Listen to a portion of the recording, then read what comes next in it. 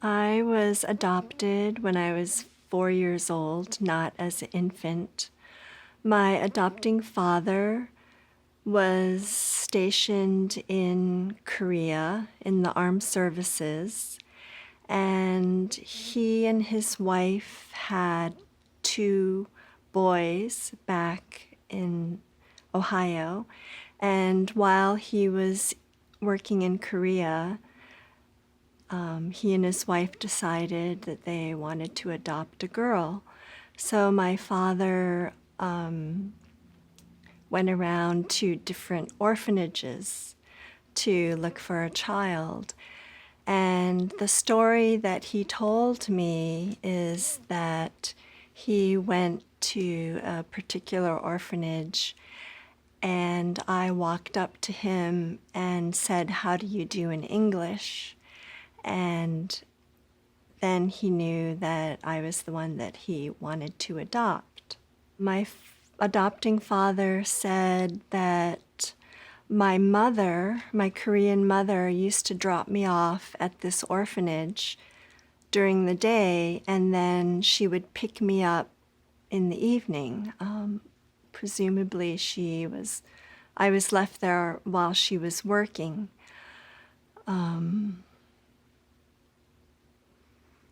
So he told me that he met my mother and had to negotiate a little bit with her for my adoption. And I guess at least I was told she agreed because that I would have a better life in the United States. And the fact that I was half Korean and half Caucasian, I was told that my life in Korea wouldn't be of a very good quality. I don't remember anything about my birth mother. I was told that she was a Korean woman and my father was probably an American GI. My father told me that I was born in a place called Ascom City. And when I was about 16 years old, through friends, I met a Korean woman and I brought my adoption papers to her, and she translated them.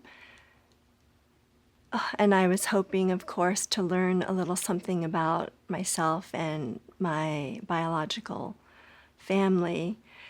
And I remember being very disappointed and maybe even devastated that there was no history or names or anything in my adoption papers to tell me about my biological parents.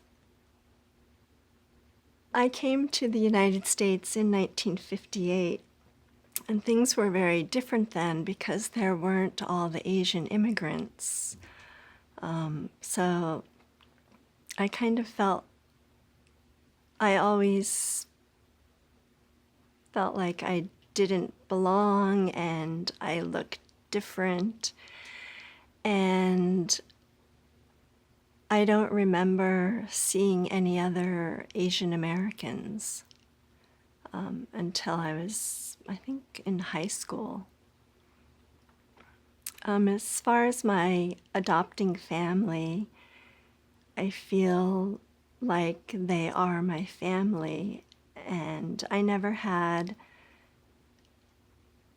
any issues with my family and feeling like I belonged. And I was very fortunate to have been adopted by a very nice family, and I have heard that some Korean adoptees were adopted into abusive families. That's very unfortunate. I think in my adolescence I had a very difficult time, and I think I was a difficult child. And in retrospect, I think it was because I didn't really know who I was, and I, even though I accepted my adopting family as my family, I still couldn't, I was aware that I didn't look like them. And for example, a story that is an example of that is I was with my girlfriend and she had never seen a picture of me and my family. So I pulled out a photograph with my parents and my brothers and my sisters. And I said, "This is my family." And she looked at me and she said, "Why, Jennifer, they don't look anything like you." And I was taken aback a little because even though I had felt different growing up, I don't know, just the way she put it, I had never really thought about it, that this is my family. I think that maybe I didn't identify with my adopting mother because I was always wondering what my biological mother was like and what she looked like and how I was like her. I don't think I started to think about that until I was a young woman in college and I was in therapy, that I really thought about those things. So I am a conservatory trained classical concert dancer. I'm also a mother and I have 2 sons. My eldest son is actually living in Korea and teaching English in Korea. My youngest son is attending graduate school. I have worked part-time most of my life teaching, and I've taught at all different levels in private schools and in colleges and universities. It wasn't until I was in my late 40s that I learned that there was a Korean adoption community.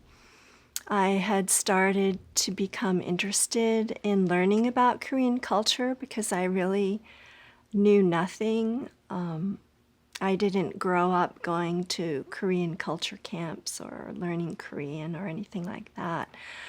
So I started taking Korean language lessons at a small Korean school, and then I started attending lectures at a university through the Korean Cultures program at the university, and I attended a lecture and it was about Korean adoption, and a whole world just opened up to me that I knew nothing about. And when I was in graduate school, I became involved in a Korean adoptee group, and I met other Korean adoptees for the first time, and I met most of the Korean adoptees that I did meet were a lot younger than me. They were in their early 20s and early 30s, and I met another half Korean who was my age, and that was a big revelation. I think that in this age when there are so many Asian immigrants and young babies being adopted from China and South America and Russia, I think that it's really important for adopting families to share their adopted child's culture and to inform them. about their history. I feel like the adoptees that have had the opportunity to learn the Korean language and learn about Korean culture and mingle with other Korean Americans, I think that it would have helped me a little bit with the formation of my identity.